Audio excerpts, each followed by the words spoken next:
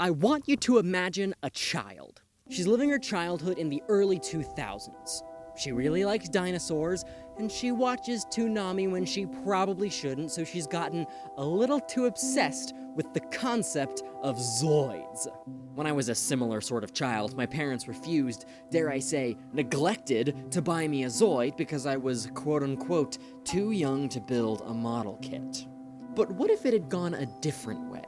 What if, when our imaginary aughts child asked for a Zoid, she had a nice grandmother who was willing to shrug and say, she'll figure it out or she won't, and maybe, if she likes the mechanics, she'll become an engineer. And the girl, well, she sure does her best.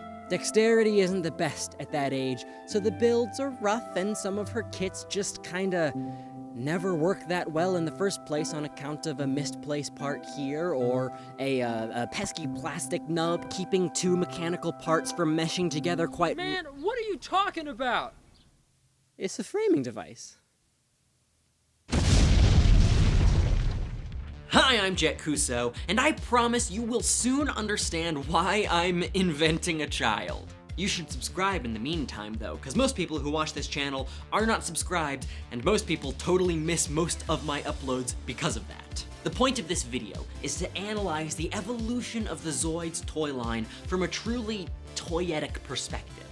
How the toys feel, what the toys do, and whether a particular gimmick really glows or kinda blows. I have this early 2000s Genosaurer motorized kit, and a modern AZ Genosaurer kit remade with modern mechanics, and I'd really like to compare them.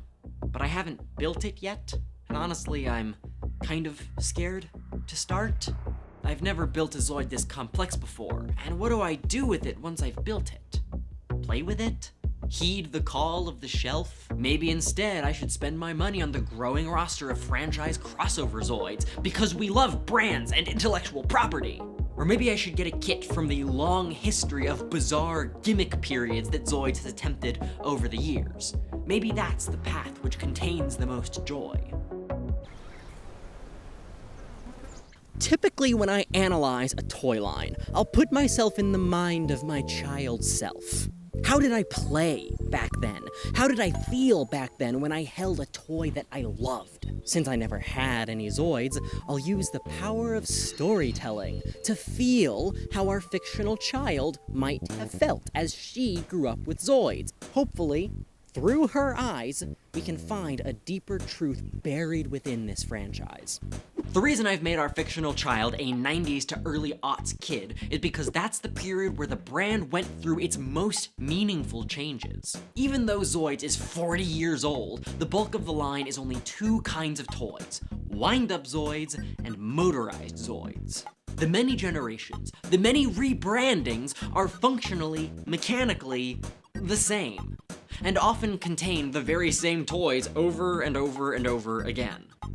Command Wolf is an ancient Zoid, 1987. But boy howdy, you can't keep a good dog down. It's been reprinted probably a dozen times, cause as they say, if it ain't broke, it should probably invest in a well-performing index fund. If our fictional child was to play with a big old pile of Zoids from across the first two phases, she wouldn't feel any generational distinctions in the play pattern. A re-release of an old Zoid wouldn't play any differently to a newer kit. Instead, she would most prominently notice the difference between wind-up Zoids and motorized Zoids. Wind-up toys strike an interesting balance between manual active play and passive observational play. You can give life to the toy, but without constant maintenance, it will inevitably fall dead after 1, 2, 3, 4, 5, 6, 7 steps. In winding up a doofy little Brontosaurus, you're actively exchanging your life, your energy, calories your body is burning for every single wobbly step of your creation. It's as poetic and as fun as it is futile. Wind-up toys are where the brand started, but it didn't even take 3 years for battery-powered motorized kits to join the roster. The first Power Zoids were oddballs, looking less like animals and more like they glued wheels to a giraffe.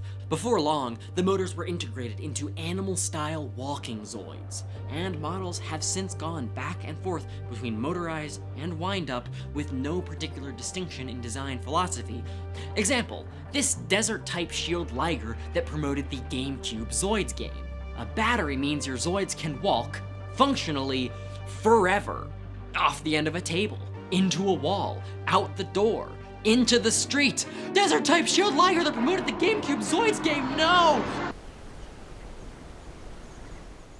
Picture our imaginary child reveling in this chaos, winding up every single Zoid she owns, switching on every motor, letting them all run wild at the same time, barely able to control them, and absolutely loving it. I shudder at the thought. I'm someone who struggles to relinquish that control. I edit my videos myself when hiring an editor would be hugely beneficial just because I struggle to relinquish that control. When I build a toy with my own two hands, my sense of responsibility is heightened. While it might be fun to have two Zoids run straight into each other, the risk of damage pretty much skyrockets. Especially if the motorized parts happen to get tangled up and the gears start to click. The assembly process is, after all, only friction fit. That's what the rubber caps are for. While nowadays these rubber nubbins are an aesthetic that is synonymous with Zoids itself, they were once a completely practical feature. On a plastic model like a Gunpla or an HMM, tiny snap-fit pins are sufficient for holding the kit together. But for one to open the door, get on the floor, and actually walk the dinosaur, one needs joints that attach loosely enough to free spin, or pins that can slide through precision-engineered channels to direct movement in specific cycles. If a leg simply snapped on, the movement would slowly work it loose. So to avoid that, Zoids slaps a big old chunk of rubber on the end of each pin to cap them off, locking the leg in place. Another advantage to the rubber caps on a walking kit, you can very easily disassemble a Zoid. If something stops working, you can pull off the cap and jiggle stuff around until it yells, starts working again. This makes Zoids very easy to repair. Except when they aren't. Like this Liger Zero, which seems capable of moving just fine when you hold it up in the air, but as soon as you set him down on the ground, he can't quite muster the strength. I've taken him apart and rebuilt him a few times, but I can't seem to find a particular problem. He has the soul of a young dog, but his body just isn't there anymore. But to be honest, I don't know if he could ever walk right. Perhaps it was built by someone like our fictional child, who didn't have nippers and didn't quite know what she was doing, so she had to brute force rip all the parts off the sprues, and the result of that is a kit that just was a little bit jank all along. I don't have to worry about any of that with the RMZ kits. They're entry-level to medium-level complexity, so it's kinda hard to screw it up, and if I happen to get some small detail wrong, it doesn't really matter. It's still gonna pose. I have complete control over how it looks and exactly what it does. Compare the humble wind-up Command Wolf to the new, realized model Command Wolf. See the detail, the posability. Ooh, ah. Notice how it can't move on its own, and thus it will never leave me. The rubber caps are so funny to me because the RMZ has them too, even though they're completely vestigial. The only point of posability that the OG has is its neck. His head can be lowered to the ground, which clicks the motor into a slow gear. It's meant to make him look like he's stalking his prey. In practice, it makes him look like he's given up. The wife took the pups and he can't afford child support. He lost it all to a crypto pump and dump. Meanwhile, the joints on the RMZ have enough range that you can really pose him like an actual wolf about to pounce. There's no grander function to worry about, no chain of mechanics that has to go in the right order. I have to wonder, why have a toy walk at all if it's only gonna get damaged because of it? Would the child have preferred a Zoid that never moves to a Zoid that doesn't move quite right? I don't know, because I'm not the child, but I know she would have certainly tried to build her Zoids right. And she probably would have played with them however she wanted to, whether she had completely figured it out or or not. Now when I look at my brand spankin' new Genosaur mint-in box, even as an adult, I fear that I won't be able to figure it out. I've still never built a real Zoids kit, unless you count this little wind-up Snipe Master, which consists of about 3 parts and which didn't work after I built it. Its wind-up motor was just way too old, he says to himself with a reassuring tone. I fear that my parents were right not to get me a Zoid back then, and I fear that's true even now. I have an old Genosaur right here, and it's pretty frickin' great. The way each step whips the tail to and fro, the built-in lights.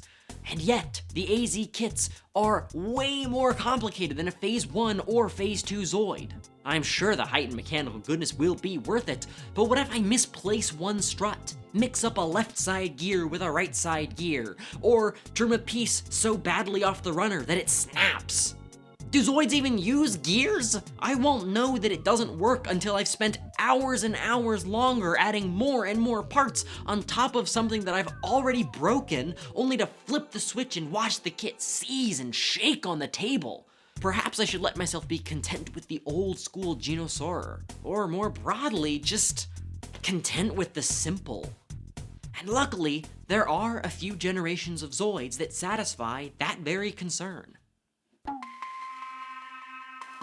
Zoids Wild is one of the newer iterations of the brand, meant to be approachable to an even younger audience than the old kits. The parts are pre-trimmed from the runners, with friendly symbols and friendly clear instructions. First you build a sort of skeletal underframe onto the motor, and then you attach armor pieces to the outside of that skeleton. It's something of an expansion of a concept introduced in the 2016 masterpiece Shield Liger, which has a fully detailed base form underneath its plating. That was then continued on into the AZ line. It lends a layered organic quality that really stands out. Where the Masterpiece Zoids and the AZ Zoids use this for complexity, Wild uses it for robust simplicity. I can take one of these babies apart and put it back together with my eyes closed.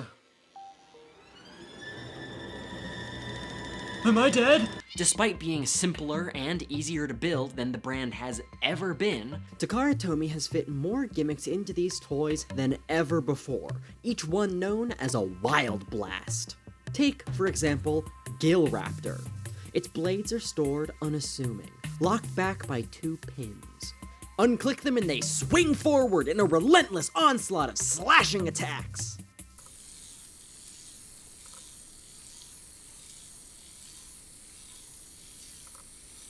Nice. Hunter Wolf has a spinny thing that it does. It does this, while others have chomping jaws or...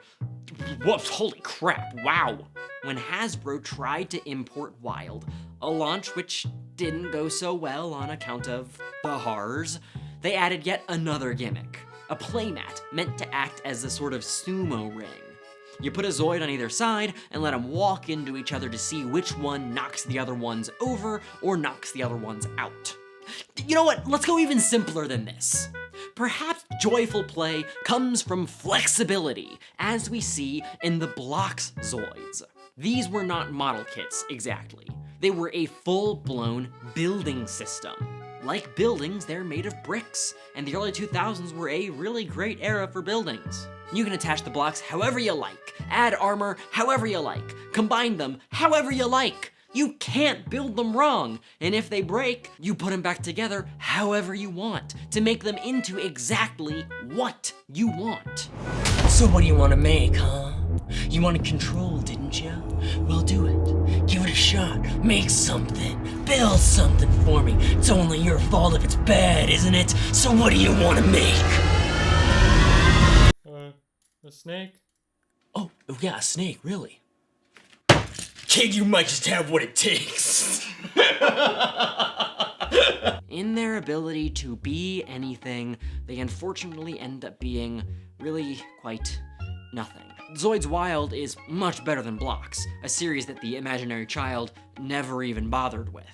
But would that child, having grown up by the late 2010s, having gotten into HMM kits, having gotten a job and having gotten married, and having lived the real complications of a real life, would she still be able to enjoy these wild Zoids in their simplicity?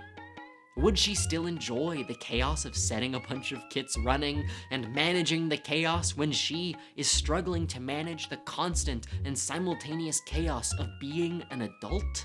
It would seem to me that the best of all worlds for an adult collector is the RMZ line or the Advanced Z line. Look, some of them come with display stands, so you can switch them on without them running off into traffic. The AZ Command Wolf is motorized rather than wind up, and the stand means when you switch him to sad sack mode, he can feel like he's not getting anywhere in life while actually not getting anywhere.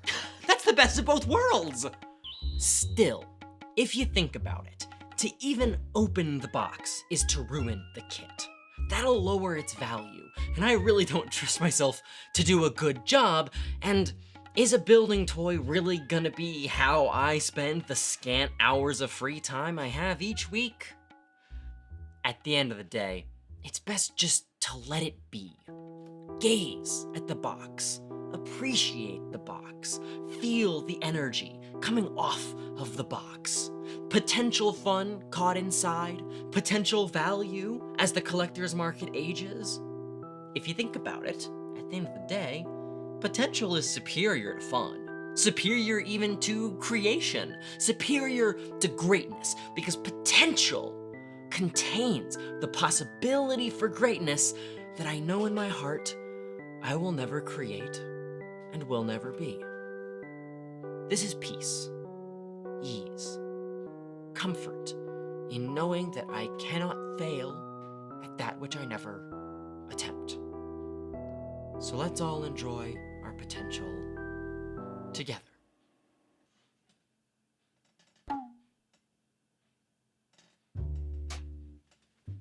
In the meantime, speaking of the collectors, there are a few Zoids that are almost tailor-made to gain market value at a perpetual rate. T-Spark is Takara Tomi's mature collectibles branch, and Synergenex is T-Spark's banner for whenever they take existing IPs and franchises they own and just kind of Godzilla Transformer, bam! Transformer / Diaclone Zoid, bam! Zoids and Patlabor. You don't know Patlabor? You know, Mobile Police Patlabor, the only mecha series other than Zoids to not necessarily be about war or child soldiers, just the completely uncontroversial topic of the police. But that's not the weirdest or the most niche collab. Sticking to popular mecha properties, Ava Units 1 and 2 appear as reskins of a Zoid's Wild Zoid. Though they look a little bit odd at a glance, the classic Ava heads on the tiny little dinosaur bodies, there's still a craftsmanship that shows great respect to both franchises. Their shoulder panel things pop up to reveal a prog knife inside. And in the cockpit, where a Zoid's pilot figure would typically go, you can insert an Evangelion entry plug to match the anime. The Transformers X Diaclone X Zoids figure is equally loving, being a bit more Transformer than Zoid, in that it transforms while displaying an alt mode that's absurdly accurate to Shield Liger. They've made several Monster Hunter reskins, a fit so natural they could probably get away with making these in perpetuity. I do not play this game, so I cannot judge how accurate or appealing these models are, so whoopsies.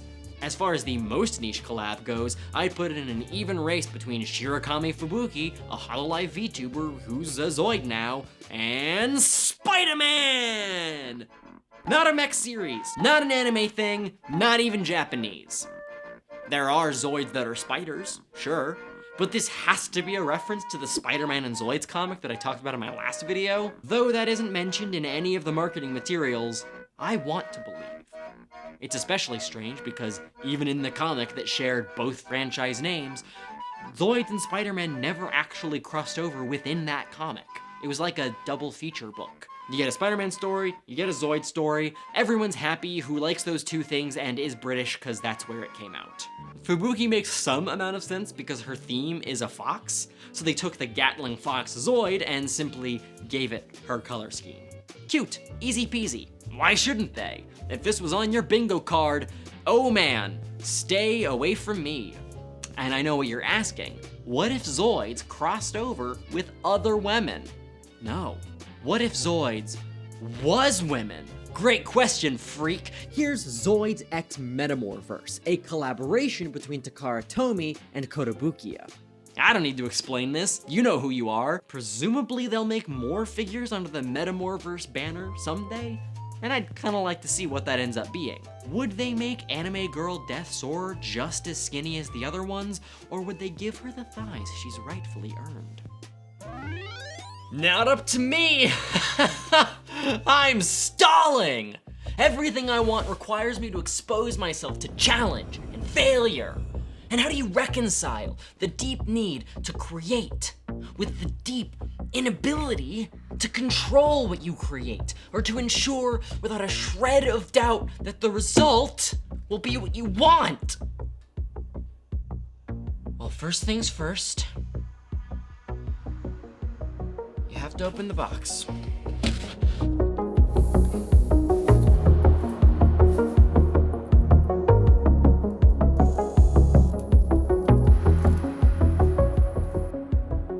The lower the risk, the lesser the reward. Our MZ kits hit a pretty good middle ground, but I do want to make something that can walk on its own two legs, that goes beyond my control. That's what feels the most meaningful, and that's what Zoids is best at. There is, after all, a deep impulse within a human heart to create things with life, whether that's children, art, joy in other people, or a better world. It's true that the more life a creation has, the more you have to give of yourself to make it. And we think that if we give so much of ourselves, shouldn't we have some kind of say over what the creation is, what it becomes, and how people are supposed to respond to it? If your creation is part of you, shouldn't you have a right to use all your power to ensure it becomes what you want it to be? And all the same, the right to cast it aside if you fail. I don't think so. I think that's deeply wrong. It might be the most wrong thing that humans so stubbornly believe at every turn of our lives.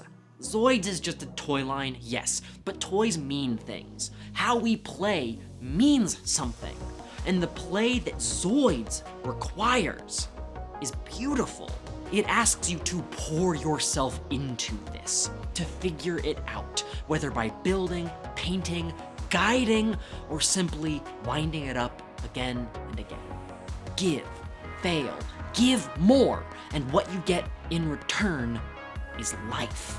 Life you cannot command or steer or control.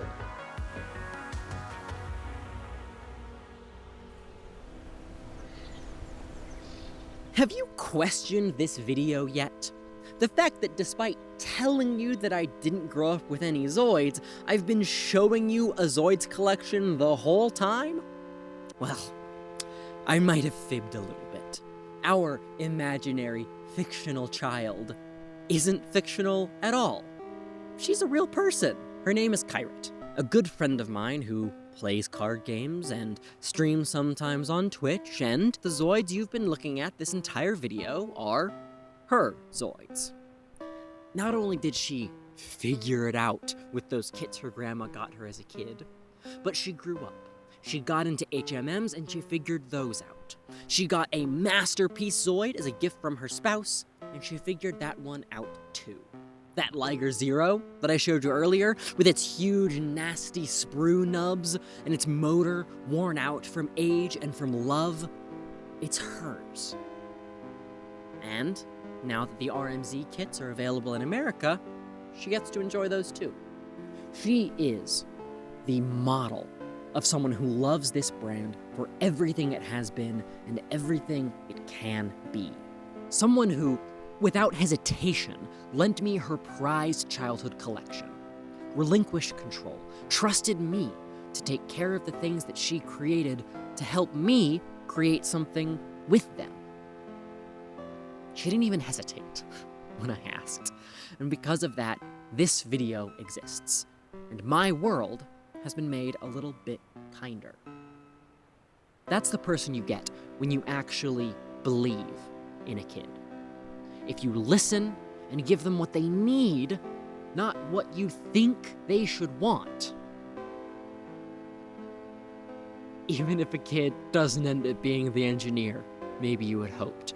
When you help a kid to be who they are, not who you think they're supposed to be, you're giving them everything they need to figure it out.